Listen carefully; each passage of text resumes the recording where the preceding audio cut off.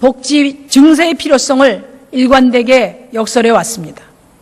증세를 증세가 아니라고 강변하는 정부 여당, 복지국가를 말하지만 여론을 의식해 복지 증세에 침묵하는 제1야당, 솔직히 외롭고 고달프기도 했습니다만 이 길이 국민을 위한 길이고 시대적 사명이라는 자세로 뚜벅뚜벅 걸어왔습니다. 정부 여당에서 증세 없는 복지는 허구임을 인정하기 시작했습니다. 이제야 비로소 복지국가를 향한 정치권의 대화가 가능하게 되었습니다. 여기까지 오는데 딱 10년 걸렸습니다. 유승민 새누리당 원내대표는 중부담 중복지를 제시했습니다.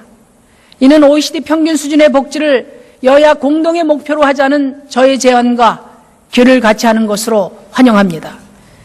세금과 복지에 대한 정당 간의 컨센서스가 형성된 만큼 4월 회기 중에 국회 내 논의기구 설치를 서둘러 주시기 바랍니다. 야당이 주장하는 소득주도 경제로는 성장의 해법에 한계가 있다는 여권의 지적이 있었습니다. 일리 있다고 생각합니다. 정의당도 성장을 위한 미래 산업 전략을 구상하는 데 심혈을 기울이고 있습니다. 하지만 미래 성장을 위해 유념하지 않으면 안 될 두 가지 점을 말씀드리겠습니다. 첫째, 성장도 시대 정신을 먹고 삽니다. 시대에 부합하는 가치 혁신 없이 미래의 성장 비전은 가능하지 않습니다. 일례로 우리나라 주력 산업인 자동차 산업에 빨간불이 켜졌습니다. 세계적인 친환경 자동차 개발 경쟁에서 일본은 물론이고 중국에 뒤처질 위기에 놓여 있습니다. 미래 자동차 시장은 저탄소 연비 경쟁인데 혁신을 거부하고 눈앞의 이익을 쫓은 결과입니다. 그럼에도 정부는 국내의 자동차 업계의 로비에 굴복해서 저탄소 협력금 제도 유예를 선언했습니다. 환경이 더 이상 비용이 아니라 곧 경제라는 것을 인식하지 못한다면 미래 성장을 주도할 수 없을 것입니다. 노동자 하청기업을 쥐어짜는 노동시장 구조개혁, 대기업 소원수리용 규제 개혁은 낡은 성장주의의 유산입니다. 우리 경제의 성장 잠재력을 훼손시킬 뿐입니다.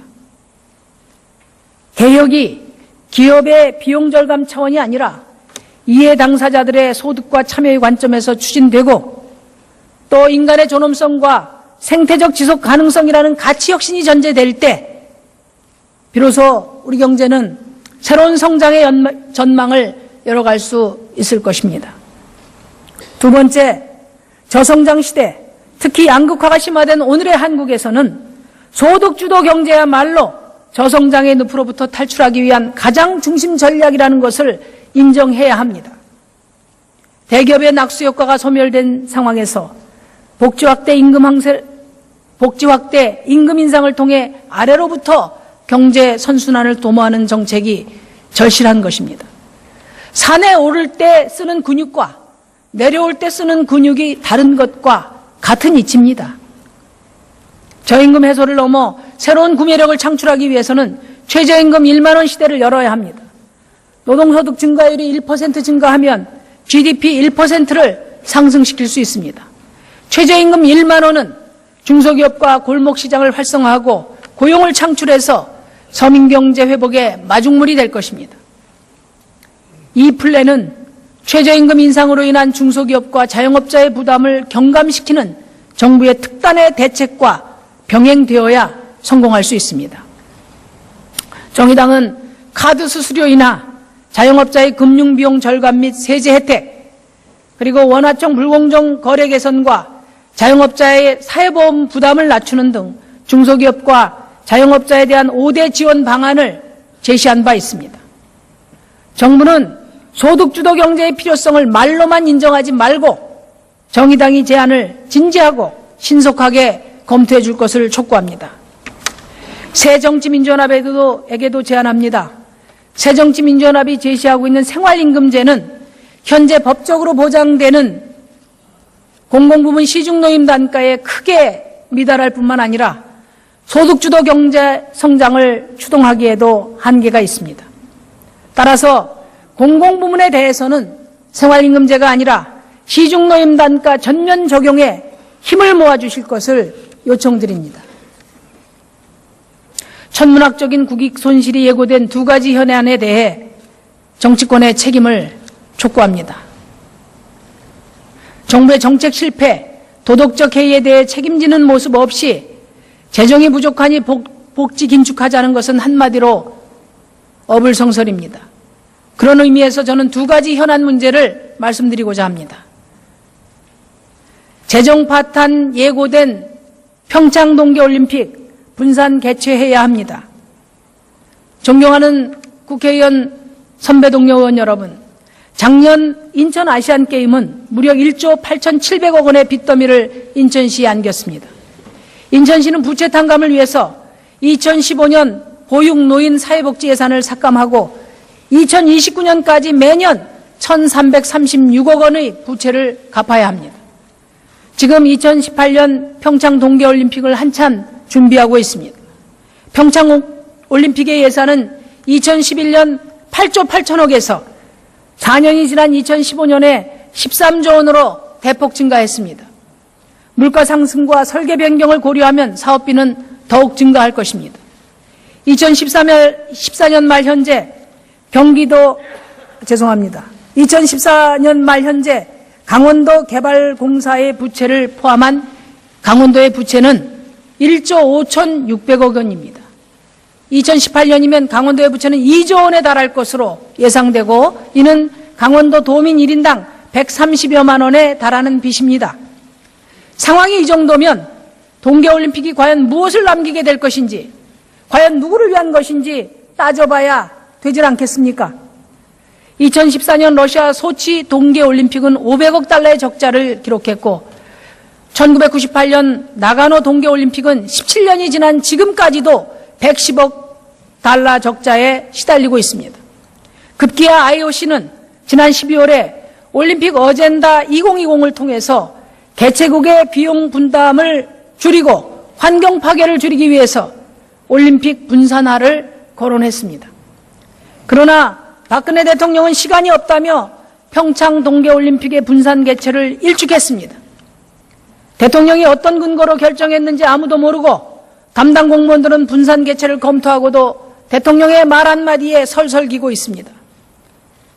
또 지역 개발 사업에 반대하는 사람은 낙선된다는 통념에 갇힌 정치는 강원도의 재정 파탄, 민생 파탄이 한눈에 보임에도 국익을 따지지 않고 표만 생각하고 있습니다. 평창 동계올림픽 분산 개최는 경기장을 새롭게 건설하는 대신에 리모델링만 하면 되기 때문에 시간을 단축시킬 수 있습니다. 또 원시림, 가리왕산을 지킬 수 있습니다. 4개 경기 종목만 분산 개최하면 경기장 건설 비용으로 4천억 원을 절약할 수 있습니다.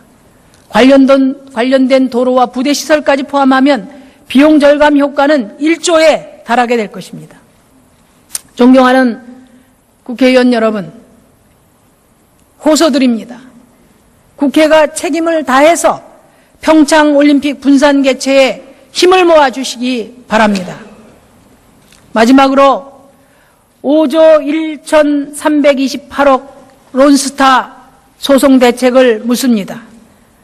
지금부터 한 달 후인 5월 15일 미국 워싱턴에서는 한국 정부와 론스타가 투자자 국가 소송에 맞붙는 세계 재판이 시작될 예정입니다. 론스타는 외환위기 직후 들어와서 2012년 외환은행 매각 시기까지 4조 6천억이 넘는 돈을 벌어갔습니다. 그런데 이번에는 외환은행 매각 과정에서 한국 정부가 승인을 지연하고 차별적 과세로 손해를 봤다며 투자자 국가 소송을 제기했습니다. 정부를 통해 확인한 바 론스타가 한국 정부에 청구한 금액은 5조 1,328억에 달합니다. 제가 확보한 론스타 소송 관련 자료에 의하면 한덕수, 전광우, 김석동 등 전임 고위경제 관료들이 워싱턴 중재법원에 증인으로 출석할 예정이라고 합니다. 박근혜 대통령께 3가지 요청드립니다. 지난해 9월경 론스타가 청와대에 소송가액보다 낮은 2가지 협상안을 비공개로 제안했다고 하는데 이것이 사실인지, 그리고 어떻게 대응했는지 밝혀주시기 바랍니다. 론스타 벨기에 법인은 페이퍼 컴퍼니입니다. 대부분의 투자협정의 경우 일반적으로 페이퍼 컴퍼니는 혜택의 부인 조항에 의해 보호를 받지 못하게 되어 있습니다. 그런데 2011년 이명박 정부 때 발효된 한 벨기에 투자보호협정에는 페이퍼 컴퍼니에게는 혜택을 주지 않는 이 혜택의 부인 조항이 없습니다. 오히려 워싱턴의 국제투자 분쟁 해결센터에서 소송을 할 수 있도록 하는 론스타에게 유리한 조항이 포함되었습니다. 그리고 2012년 11월 론스타가 ISD 소송을 제기할 때까지 이명박 정부에서는 어떠한 추가 협상도 없었습니다. 누가 봐도 명백히 국익에 반하는 협상이었습니다. 저는 2007년부터 한미 FTA ISD 조항에 대한 우려와 함께 그 폐기를 제기해 왔습니다. 론스타가 ISD 소송을 거론하는 상황에서는 페이퍼 컴퍼니의 문제점을 여러 차례 지적한 바도 있습니다. 박근혜 대통령께서는 새누리당 정권 하에서 왜 이런 매국적인 협상이 이루어졌는지 당시 협상 과정을 철저히 조사해서 국민 앞에 밝혀주시기 바랍니다. 5조 1,328억 원이면 경상남도가 아이들 무상급식을 80년 동안이나 할 수 있는 큰 돈입니다. 정부는 이 엄청난 국민의 혈세가 해외의 투기자금원에 빠져나가 국익이 손상되지 않도록 만전을 기해 주기 바라며 그 대책을 마련해서 국회에 보고해 주시기 바랍니다. 사랑하는 국민 여러분, 결코 잊을 수도 없고 잊혀서도 안 되는 4월 16일입니다. 모두가 세월호 이전과 이후에 대한민국은 달라져야 한다고 외쳤지만 맹골수도 그 바닷속에는 아직도 9명의 국민이 있습니다. 오늘도 유가족과 실종자 가족들은 삭발을 하며 거리로 나섰습니다. 정치인의 한 사람으로 정말 송구스럽습니다. 정부에게 촉구합니다. 4월 16일까지 세월호 특별법 취지에 어긋난 시행령을 철회하고 세월호 인양을 확정해 줄 것을 촉구합니다. 경청해 주셔서 감사합니다. 2015년 보육노인 사회복지 예산을 삭감하고 2029년까지 매년 1,336억 원의 부채를 갚아야 합니다. 지금 2018년 평창 동계올림픽을 한참 준비하고 있습니다. 평창 올림픽의 예산은 2011년 8조 8천억에서 4년이 지난 2015년에 13조 원으로 대폭 증가했습니다. 물가 상승과 설계 변경을 고려하면 사업비는 더욱 증가할 것입니다. 2014년 말 현재 2014년 말 현재 강원도 개발공사의 부채를 포함한 강원도의 부채는 1조 5,600억 원입니다. 2018년이면 강원도의 부채는 2조 원에 달할 것으로 예상되고 이는 강원도 도민 1인당 130여만 원에 달하는 빚입니다. 상황이 이 정도면 동계올림픽이 과연 무엇을 남기게 될 것인지, 과연 누구를 위한 것인지 따져봐야 되질 않겠습니까? 2014년 러시아 소치 동계올림픽은 500억 달러의 적자를 기록했고 1998년 나가노 동계올림픽은 17년이 지난 지금까지도 110억 달러 적자에 시달리고 있습니다. 급기야 IOC는 지난 12월에 올림픽 어젠다 2020을 통해서 개최국의 비용 분담자에 대한 5대 지원 방안을 제시한 바 있습니다. 정부는 소득주도 경제의 필요성을 말로만 인정하지 말고 정의당이 제안을 진지하고 신속하게 검토해 줄 것을 촉구합니다. 새정치민주연합에게도 제안합니다. 새정치민주연합이 제시하고 있는 생활임금제는 현재 법적으로 보장되는 공공부문 시중노임 단가에 크게 미달할 뿐만 아니라 소득주도 경제 성장을 추동하기에도 한계가 있습니다. 따라서 공공부문에 대해서는 생활임금제가 아니라 시중노임 단가 전면 적용에 힘을 모아주실 것을 요청드립니다. 천문학적인 국익 손실이 예고된 두 가지 현안에 대해 정치권의 책임을 촉구합니다. 정부의 정책 실패, 도덕적 해이에 대해 책임지는 모습 없이 재정이 부족하니 복지 긴축하자는 것은 한마디로 어불성설입니다. 그런 의미에서 저는 두 가지 현안 문제를 말씀드리고자 합니다. 재정 파탄 예고된 평창 동계올림픽 분산 개최해야 합니다. 존경하는 국회의원 선배 동료 의원 여러분, 작년 인천 아시안게임은 무려 1조 8,700억 원의 빚더미를 인천시에 안겼습니다. 인천시는 부채 탕감을 위해서, 하지만 미래 성장을 위해 유념하지 않으면 안 될 두 가지 점을 말씀드리겠습니다. 첫째, 성장도 시대 정신을 먹고 삽니다. 시대에 부합하는 가치 혁신 없이 미래의 성장 비전은 가능하지 않습니다.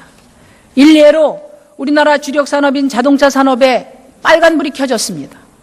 세계적인 친환경 자동차 개발 경쟁에서 일본은 물론이고 중국에 뒤처질 위기에 놓여 있습니다. 미래 자동차 시장은 저탄소, 연비 경쟁인데 혁신을 거부하고 눈앞의 이익을 쫓은 결과입니다. 그럼에도 정부는 국내의 자동차 업계의 로비에 굴복해서 저탄소 협력금 제도 유예를 선언했습니다. 환경이 더 이상 비용이 아니라 곧 경제라는 것을 인식하지 못한다면 미래 성장을 주도할 수 없을 것입니다. 노동자 하청기업을 쥐어짜는 노동시장 구조개혁, 대기업 소원수리형 규제 개혁은 낡은 성장주의의 유산입니다. 우리 경제의 성장 잠재력을 훼손시킬 뿐입니다. 개혁이 기업의 비용 절감 차원이 아니라 이해 당사자들의 소득과 참여의 관점에서 추진되고 또 인간의 존엄성과 생태적 지속 가능성이라는 가치 혁신이 전제될 때 비로소 우리 경제는 새로운 성장의 전망을 열어갈 수 있을 것입니다. 두 번째, 저성장 시대, 특히 양극화가 심화된 오늘의 한국에서는 소득주도 경제야말로 저성장의 늪으로부터 탈출하기 위한 가장 중심 전략이라는 것을 인정해야 합니다. 대기업의 낙수 효과가 소멸된 상황에서 복지 확대, 임금 인상을 통해 아래로부터 경제 선순환을 도모하는 정책이 절실한 것입니다.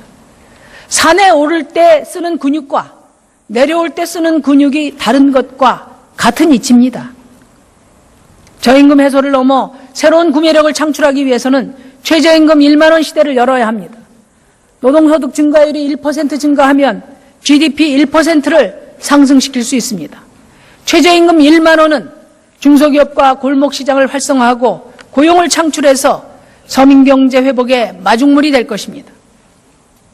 이 플랜은 최저임금 인상으로 인한 중소기업과 자영업자의 부담을 경감시키는 정부의 특단의 대책과 병행되어야 성공할 수 있습니다. 정의당은 카드 수수료이나 자영업자의 금융비용 절감 및 세제 혜택, 그리고 원화청 불공정 거래 개선과 자영업자의 사회보험 부담을 낮추는 등 중소기업과 자영업의 복지 증세의 필요성을 일관되게 역설해 왔습니다. 증세를 증세가 아니라고 강변하는 정부 여당, 복지국가를 말하지만 여론을 의식해 복지 증세에 침묵하는 제1야당, 솔직히 외롭고 고달프기도 했습니다만 이 길이 국민을 위한 길이고 시대적 사명이라는 자세로 뚜벅뚜벅 걸어왔습니다. 정부 여당에서 증세 없는 복지는 허구임을 인정하기 시작했습니다. 이제야 비로소 복지국가를 향한 정치권의 대화가 가능하게 되었습니다. 여기까지 오는데 딱 10년 걸렸습니다. 유승민 새누리당 원내대표는 중부담 중복지를 제시했습니다. 이는 OECD 평균 수준의 복지를 여야 공동의 목표로 하자는 저의 제안과 귀를 같이 하는 것으로 환영합니다.